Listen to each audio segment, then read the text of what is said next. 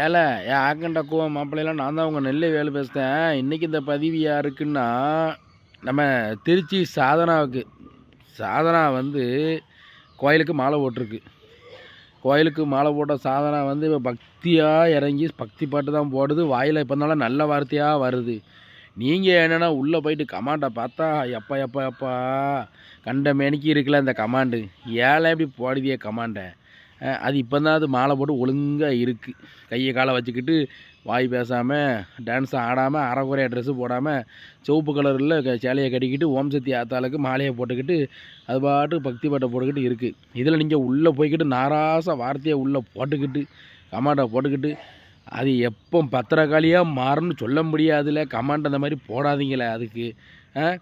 அது இப்போ தான் மாலை போட்டு நல்லா இருக்குது. அதனால் எவனும் போய் நாராச வார்த்தையை கமாண்டை போட்டு நாசமாக போகிற மாதிரி போடாதியே. இப்போ எப்போ சாமி வந்து ஆட போகிறான்னு எனக்கு தெரியாது நண்பர்களே, சரியா? அதனால் என்ன சொல்கிறது, சாதனாக்கிட்ட யாரும் சீண்டாதியா. சீண்டுனா பாம்பு எப்போனாலும் படம் எடுத்து கொத்திரும், அந்த மாதிரி கேரக்டரு, சரியா? சரி ரைட்டு நண்பர்களே, உங்களுக்கு வீடியோ பிடிக்கும் நினைக்கிறேன். பிடிச்சா லைக் பண்ணுங்கள், கமெண்ட் பண்ணுங்கள், ஷேர் பண்ணுங்கள். மறக்காமல் நம்ம சேனலை சப்ஸ்கிரைப் பண்ணி இந்த பெல்லை அமைக்கிற நண்பர்களே. நன்றி, வணக்கம் நண்பர்களே.